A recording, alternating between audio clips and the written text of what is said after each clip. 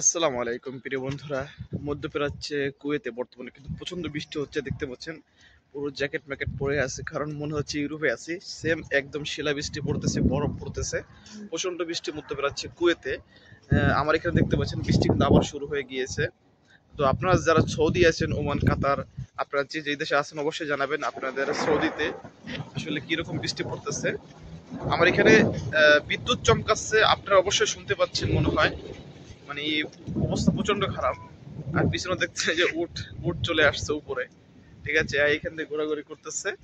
উট ছিল হচ্ছে ওইটার ভিতরে, তো উট ওইখান থেকে এটার ভিতরে উপরে চলে আসছে বৃষ্টিতে। এই দেখেন, আমার কিন্তু উপরে বৃষ্টি পড়তেছে, আমার হাতে কিন্তু বৃষ্টি পড়তেছে।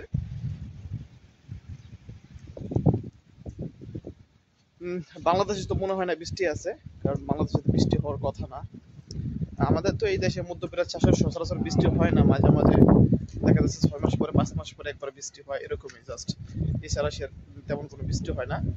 আর আরেকটা বিষয় যেটা শুনে আসলে খুবই খারাপ লাগলো আসলে দেখে, কাফির বিষয়টা। আসলে কাফিকে নিয়ে আমি নিজেও একটা ভিডিও তৈরি করেছি, ইভেন আমি তার ভিডিওতে রিপোর্টও মেরেছি। কিন্তু তার কয়েকটা ভিডিও রিমুভ করে দিয়েছি।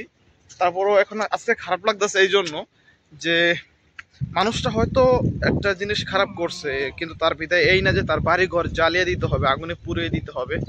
যারা এই কাজটা করেছেন, সরকারের প্রতি অনুরোধ থাকবে, প্রশাসনের প্রতি অনুরোধ থাকবে যে দ্রুত এটার ব্যবস্থা নিন। কারণ হয়তো সে নিজে খারাপ হতে পারে, হয়তো সে একটা খারাপ কাজ করতে পারে, তার মানে এই না যে সে যা করেছে সবই খারাপ। সে কিন্তু আমাদের বৈষম্য বিরোধী ছাত্র আন্দোলনে এখানে অনেক বড় অবদান রেখেছে। আচ্ছা, প্রচন্ড বৃষ্টি হচ্ছে, তো দেখতে পাচ্ছেন আমার গায়ে বৃষ্টির ফোঁটা পড়তেছে। তো যাই হোক, বৈষম্য বিরোধীতে কিন্তু সে অনেক বড় একটা অবদান রেখেছে ছাত্র আন্দোলনে। সেই ক্ষেত্রে এটা তার অবদান অস্বীকার করার কিছু নেই। কিন্তু বর্তমানে প্রশাসনের উচিত যে কারা তার বাড়ি ঘরে আগুন জ্বালিয়েছে। আমি 100% দিয়ে শিওর বলতে পারি, এটা যারা করেছে এরা হচ্ছে আওয়ামী লীগ। এটা হচ্ছে আওয়ামী লীগের দস্যুরা এটা করেছে। কেননা তারা আগে থেকে কিন্তু তাকে টার্গেট দিয়েছিল, তারা সাবধান করছিল যে তোমার বিচার হবে। যখন আওয়ামী লীগ ক্ষমতা ছিল, যখন আন্দোলন চলছে, তখন কিন্তু কাফি এই আন্দোলন যোগ দিয়েছিল। তখন থেকে কিন্তু কাফি হুমকি পাচ্ছিল আওয়ামী লীগ থেকে বারবার তাকে হুমকি দেওয়া হচ্ছিল যে তোমার সমস্যা হবে।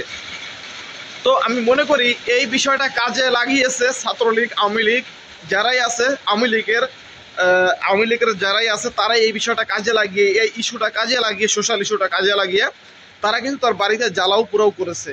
তো এই জন্য আমি সরকারকে এবং প্রশাসনকে দ্রুত আহ্বান করবো যে দ্রুত কাফির এই বিচারটা সমাধান করুন, কাছের এই সমস্যাটা সমাধান করুন, এবং যারা এই যারা এই যারা এই অগ্নিকাণ্ডের সাথে জড়িত তাদেরকে দ্রুত আইনের মাধ্যমে নিয়ে আসুন, তাদেরকে বিচার করুন, যাতে করে কেউ যেন নেক্সট এরকম কার ক্ষতি করতে না পারে। তো তার একটা ভিডিওতে, আমি আবারও বলতেছি, তার একটা ভিডিওর কারণে এটা হতে পারে না তার বাড়িঘর জ্বালিয়ে পুড়ে দিবেন আপনারা। এটা হতে পারে, এটা কখনো গ্রহণযোগ্যতা না। এবং আমি কাফিফের কাছে নিজেও ক্ষমা চাচ্ছি যে আপনাকে হয়তো অনেক কথা বলেছি, কিন্তু সেটা আপনার অন্য ভিডিওর উপরে ভিত্তি করে।